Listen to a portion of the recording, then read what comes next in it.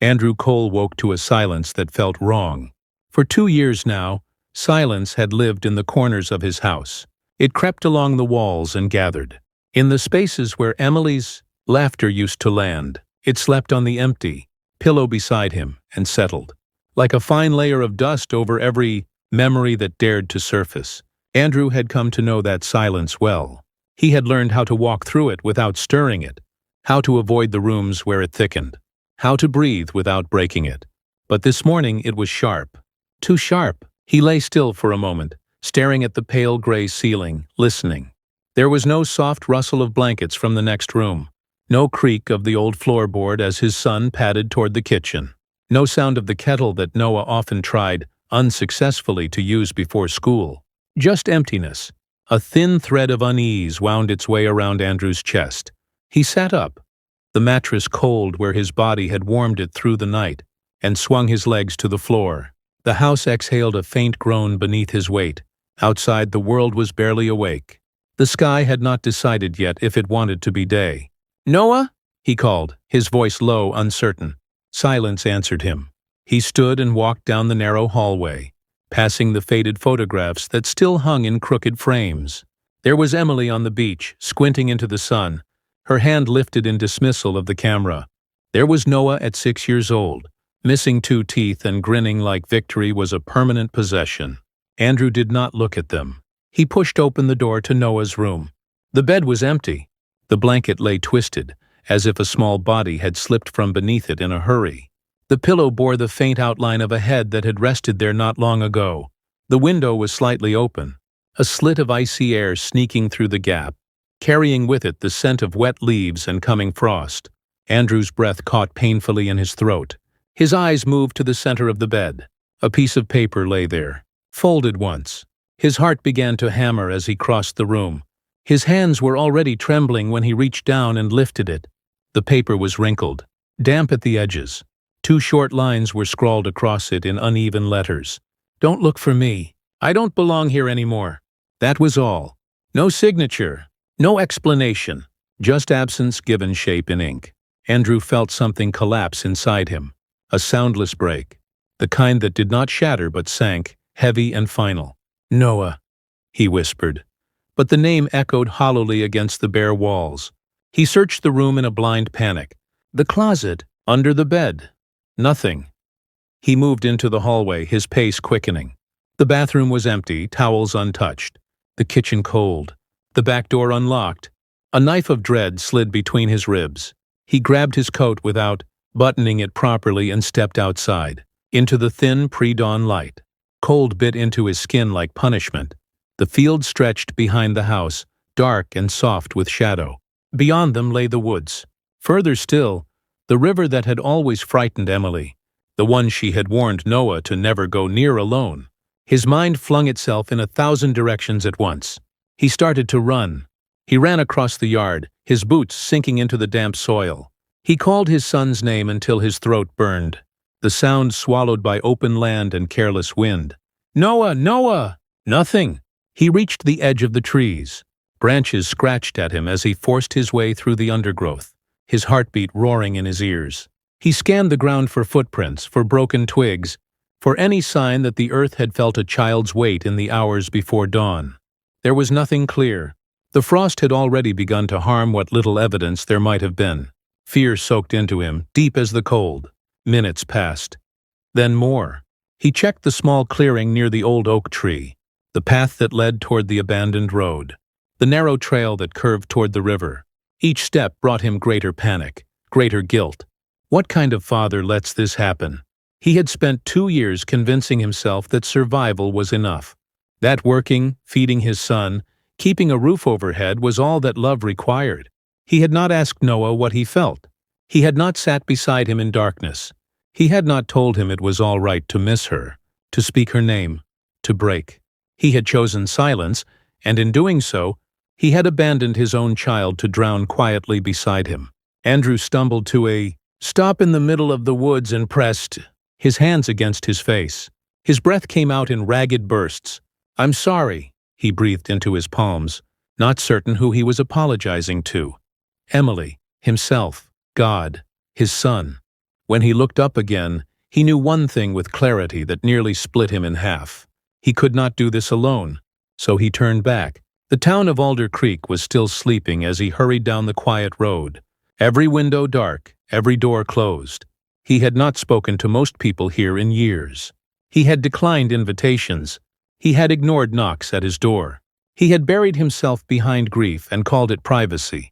Now he was about to break that wall open with shaking hands. He stopped in front of the schoolhouse. A single light glowed inside. He recognized the shape moving beyond the window. Miss Claire Holloway, the woman who had taught Noah for the past year.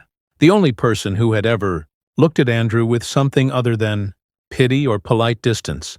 She had kind eyes, watchful, observant, as though she saw what others would rather turn away from. He did not knock. He pushed the door open.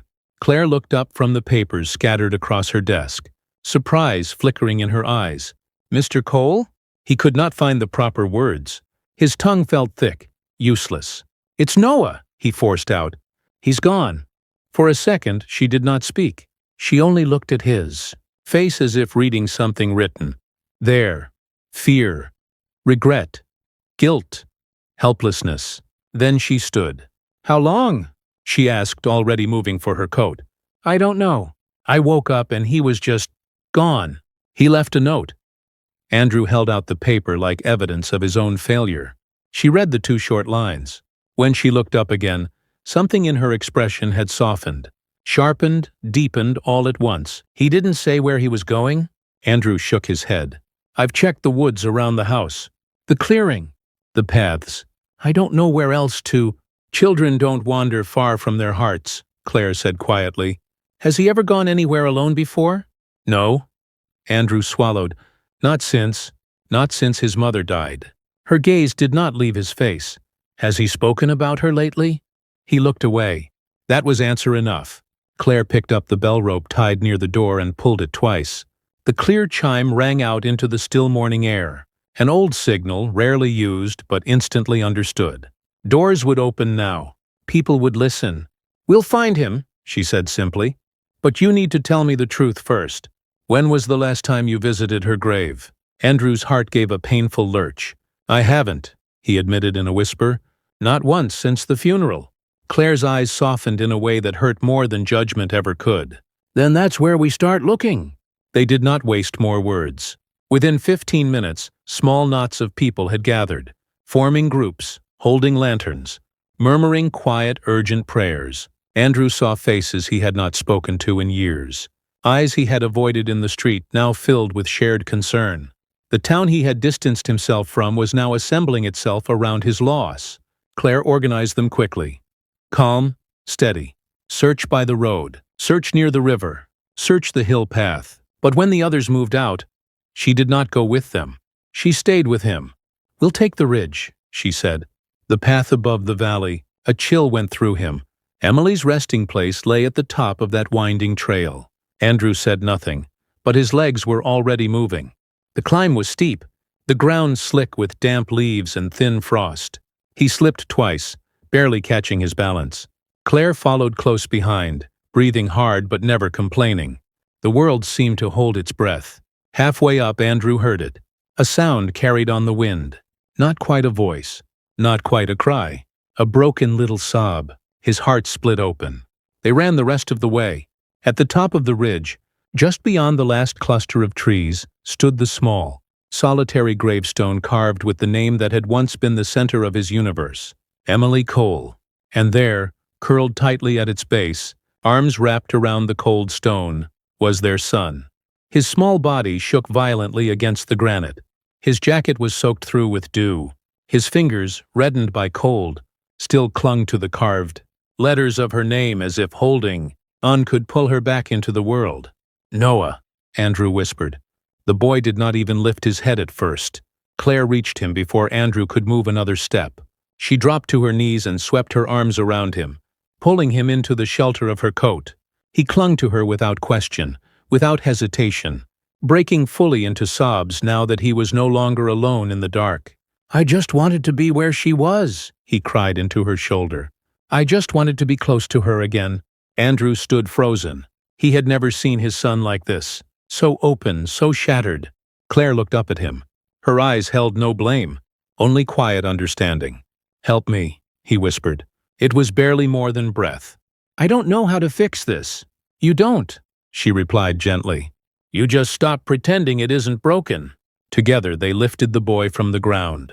And as Andrew took Noah into his arms, the weight of his son, so thin, so light, felt like the weight of every unspoken word he had buried beside his wife.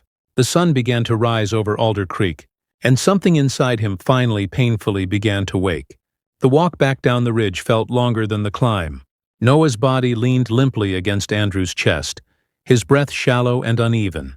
The cold he had accepted without complaint all night now revealed itself in a violent shivering that racked his small frame. Claire kept one hand on his back as they moved, steady and reassuring, her other holding the lantern high enough to guide them across the uneven ground. Andrew barely noticed the light. All he could see was his son's pale face, streaked with frozen tears, his eyelashes spiked with frost. The boy who used to laugh too loudly at jokes that weren't funny. The boy who used to press his ear to his mother's belly and say he could hear her heartbeat through her skin. This was what 2 years of silence had done to him. "I should have seen it," Andrew murmured, more to himself than to Claire. "He was slipping away right under my roof." "Grief is quiet," she answered, "especially in children. They learn very early how not to be a burden." The word burden struck him. He had built his entire existence around it without ever naming it. They reached the bottom of the path and the others came into view. Lanterns dotted the distance like scattered stars on the ground. When they saw them emerging from the darkness, relieved voices rose up.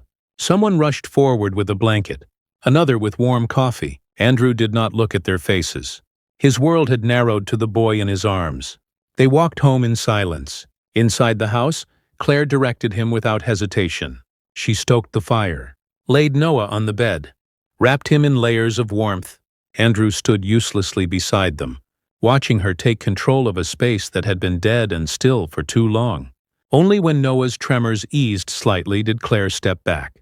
"He needs rest," she said softly, "and warmth, and someone he trusts nearby when he wakes." "I'm here," Andrew said, though the words tasted uncertain. "Yes," she replied. "You are." That night, Andrew did not go back to his own bed.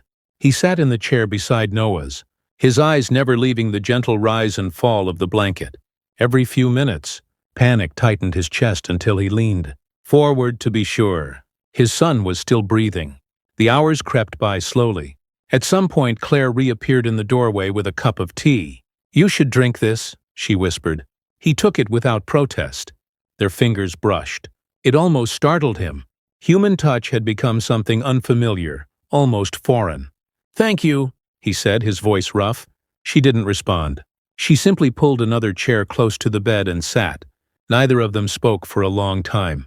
The silence felt different now. Not heavy, not smothering, just quiet. When Noah finally stirred, it was nearly morning. His eyelids fluttered, his lashes trembling like wounded wings. When he saw Claire, confusion crossed his pale face, then recognition. "You came," he whispered. "I told you once," she said gently, brushing damp hair from his forehead. "I don't ignore someone who needs me." His eyes shifted to his father. Fear flashed there, then uncertainty, then something like shame. Andrew's heart twisted. "I'm sorry," Noah whispered, his lip trembling. "I didn't mean to scare you, I didn't think you'd care. You never talk about her anymore." The honesty, so simple, so devastating, landed like a blade in Andrew's chest. "I care," he said hoarsely. "I care every minute of every day. I just thought if I didn't speak her name, it would hurt less for you. For both of us." "It hurt more," the boy replied quietly. "I felt like she disappeared twice." Andrew closed his eyes. He had no defense for that. "I was wrong," he admitted. "I was so wrong. I thought silence was strength. But it's just another kind of fear." Noah studied his father's face, searching for truth the way a child always does. "You promise you won't hide her from me again?" he asked. Andrew nodded, tears gathering freely now, unashamed. "I promise." That was the first time their grief spoke the same language. And the first time, in a long while, Noah fell back to sleep with a peaceful expression on his face. From that day forward, Claire came often. At first, Andrew told himself it was purely because of Noah's health. The boy had caught a chill, and the town doctor had insisted he be watched closely for a few days. Claire brought soup from the boarding house where she lived. She brought warm bread wrapped in cloth. She brought books that she'd carefully selected from the school library. And she brought something else too, though Andrew couldn't name it at first. Warmth. She didn't fill the house with chatter. She understood silence, but instead of avoiding it, she made it safe. She sat at the kitchen table while Andrew worked, grading papers, humming softly to herself, the quiet sound weaving through rooms that had not known calm in years. One afternoon, while Noah slept, Claire walked slowly around the living room, taking in the old furniture, the unfinished projects, the worn surfaces marked by years of living and loving. "You built most of this?" she asked, running her hand over the back of a chair. "My father and I," he replied. "Emily used to say it was the strongest thing I ever made." The name again, spoken without pain this time. "Just memory. I think she'd be proud of how long it's lasted," Claire said. So did she. He hadn't realized thirst could exist in the soul. But sitting there watching this woman move through his home, bringing light to the dimness, Andrew felt something in him stir that had been dormant for far too long. One evening, as he returned from the shed, he heard quiet voices coming from Noah's bedroom. He stopped, his hand hovering near the doorframe. "I was scared I'd forget her," Noah was saying. "You won't," Claire answered softly. "But memory changes with time. It doesn't disappear. It just learns to breathe in a different way." "I draw her," he murmured, "over and over, just so I can remember her smile." "I did the same with my mother," Claire replied. "I lost her when I was your age. She used to sing while she cooked. I was terrified I'd forget the sound of it." "Did you?" Noah asked. Her pause was long. "No," she whispered. "I hear her every time I do something brave." Andrew stepped back quietly, his heart aching at the tenderness he had never known how to offer his child. Inside that room, something sacred was happening, a conversation he should have had with his son long ago. But instead of jealousy, he felt gratitude, hope, and underneath it all, a fear he refused to name, because fear had already stolen too much from him. The first time Noah laughed again, Andrew was standing in the doorway. It was sudden, a small surprised sound, like it had almost escaped accidentally. Claire had been making an exaggerated face as she tried, and failed, to fold a blanket properly. The sound froze Andrew in place. Laughter, real laughter. It broke the spell that grief had cast over the house, and for a fleeting second he swore he felt her presence again. Not as absence, but as approval. That evening, when Claire prepared to leave, Andrew walked her out to the porch. "You didn't have to stay so long," he said quietly. "I wanted to," she answered. The air between them was thick with something unspoken. "You've done more for us than I can ever repay," he continued. She met his gaze, steady and sincere. "You don't owe me anything, Mr. Cole. Sometimes people just help because they understand the pain." "Andrew?" he corrected softly. "Please, call me Andrew." A small smile curved her lips. "Good night, Andrew." He stood there long after she'd walked away, watching the fading shape of her against the darkening road. Inside, the house no longer felt like a tomb. It felt like something on the verge of breathing again, and he was terrified of how much he wanted it to live. The whispers began before Andrew noticed them. At first they were only fragments, breaking off abruptly whenever he stepped into view. A pause too long in conversation. A mother pulling her child just a little closer when he walked by. A dealer in the general store, pretending to straighten the same shelf over and over to avoid meeting his eyes. He told himself it was nothing, but silence had taught him how to recognize itself. One afternoon he overheard it clearly. "School teacher's been spending an awful lot of time at that house. A widower, alone with a boy.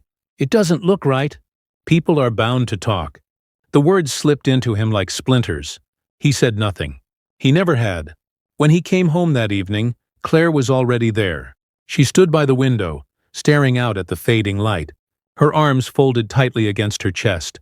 When she turned, the usual warmth in her expression was guarded, almost brittle. "We need to talk," she said. Andrew's heart tightened. They came to the school today, she continued quietly. Mrs. Langley, 2 other parents. They asked if it was proper for a teacher to be visiting a man's home so often. He looked away. Shame burned beneath his skin. And what did you say? He asked.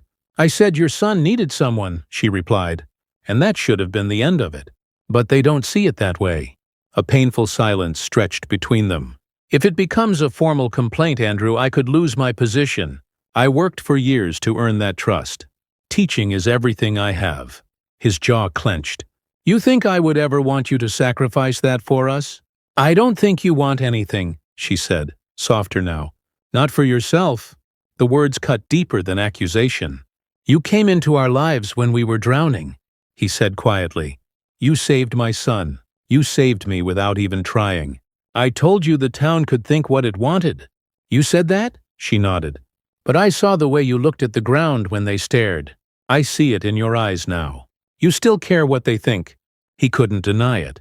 Fear had built a home in his chest long before she had ever walked through his door. I think, Claire took a slow breath, steadying herself. I think I should stop coming here for a while. Let things settle. For Noah's sake. For yours. For mine. The words landed like a final blow. Andrew stared at her. You're leaving. I'm stepping back, she corrected gently. There's a difference. To him there won't be, he said. A flicker of anguish crossed her face. I know. And you still think it's the right thing? I don't see another way. He looked at her hands, the slight tremble she tried to hide, and knew she was just as afraid as he was. He nodded once, stiffly. Then do what you think is best. Her eyes searched his face, waiting for him to fight, to protest, to say something, anything. He said nothing. That silence between them was the heaviest he had ever created. I'll tell Noah I'll see him at school, she whispered. Then she turned and walked out the door, and Andrew let her go. The house was colder that night than it had been in weeks. Noah came down for dinner but barely touched his food. Is Miss Claire coming tomorrow? He asked. The question pierced like glass. Not tomorrow, Andrew answered. She's busy. The boy nodded slowly. She's not coming back, is she? Andrew could not lie. He could not speak, which was the same as an answer. Noah pushed his plate away and stood. It's okay, he said quietly. People always leave sooner or later. Then he went to his room and closed the door. The sound echoed through the house like a final nail, driven into something already breaking apart. That night, Andrew walked the rooms until the dark felt endless. He stopped in Noah's doorway and watched as the boy lay turned to the wall, drawings scattered across his bed. But they were no longer bright. No more smiles, no warmth, only shadows. He had chosen safety over healing, fear over love, silence over truth. And he had done it again. In the early hours of the morning, unable to breathe beneath the weight of his regret, he pulled on his coat and stepped outside. The world slept as if nothing in it was broken. The ridge waited in the distance. His legs moved without conscious thought. The climb was slower this time. His muscles ached. His lungs burned. The cold tore at his skin. But every step felt like confession. When he reached the grave, he dropped to his knees. I betrayed you, he whispered into the night. I betrayed our son, and now I'm doing it again with someone who only ever tried to heal us. His fingers dug into the frozen ground.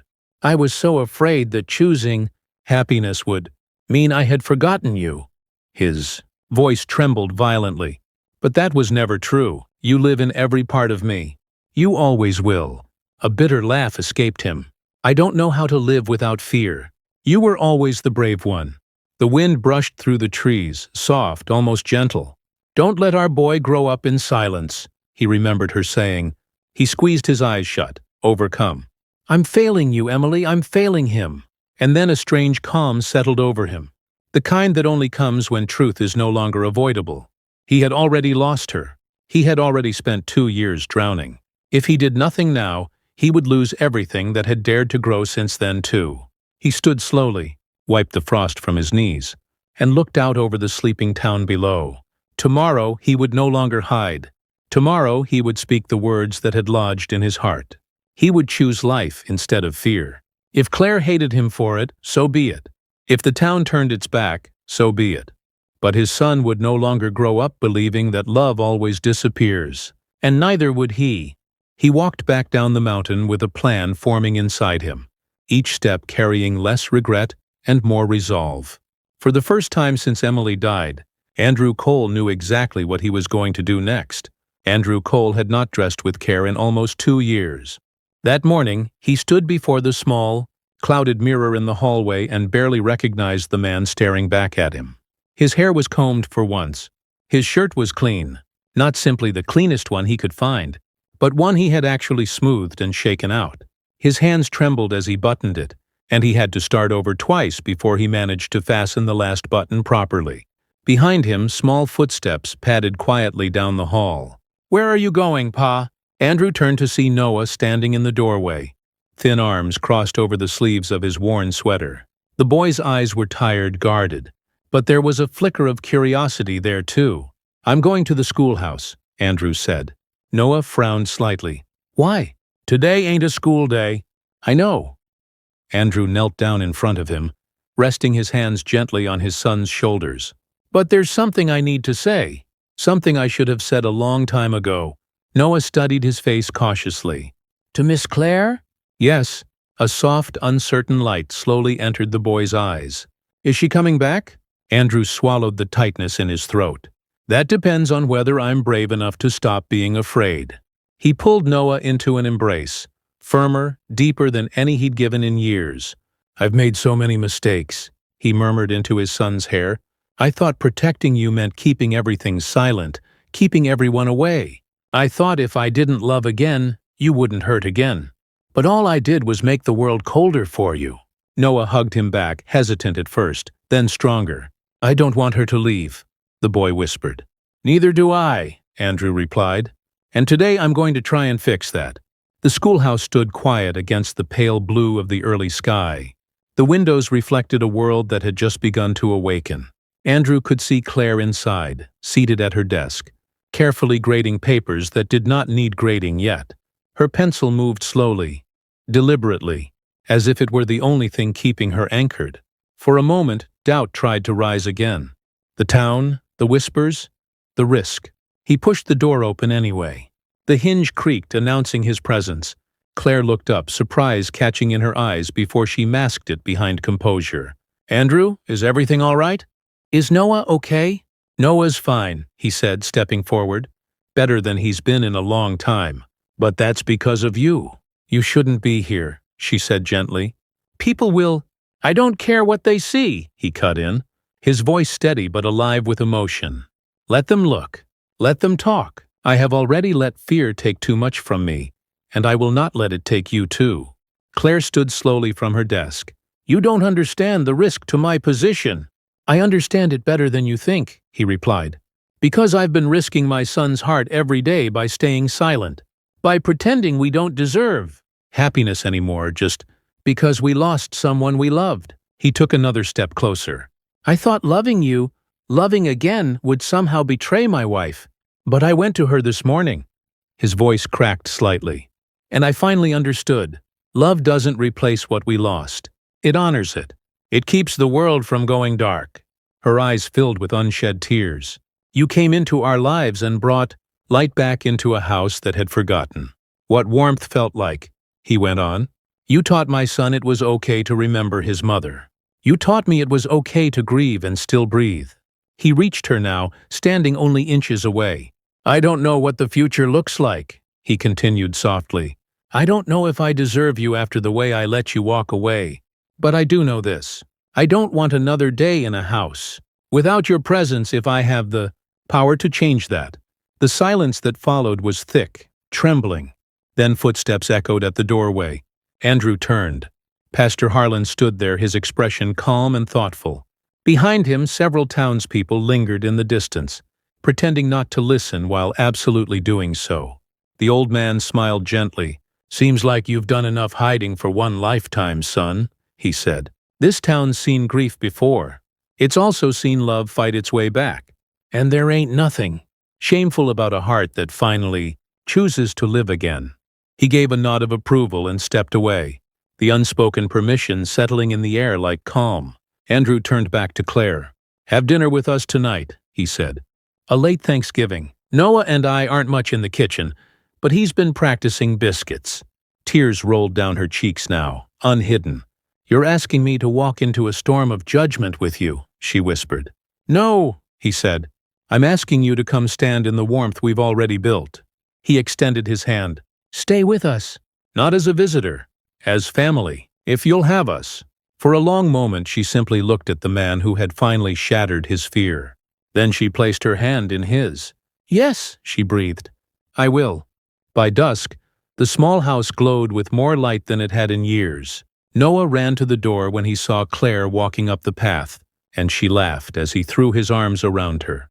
He carried in her basket of biscuits like sacred treasure while Andrew watched them, his heart so full it almost hurt. The table was set for 3. The food was imperfect, the gravy too thin, the turkey slightly dry. But the laughter was real, the warmth undeniable. Halfway through the meal, Noah glanced toward the empty chair that had once belonged only to memory. For a second he simply stared at it.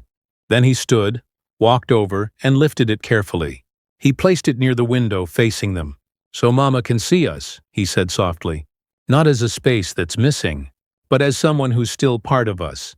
Andrew felt his throat tighten. Claire's hand found his beneath the table. They sat together, the past and present joined not by grief, but by love. Outside, the first snowflakes of the season began to fall, drifting down in gentle silence over Alder Creek. Inside, the silence that once suffocated had transformed. It had become peace. Some families are born, some are broken, and some are not built from blood at all, but from healing, and the courage to love again.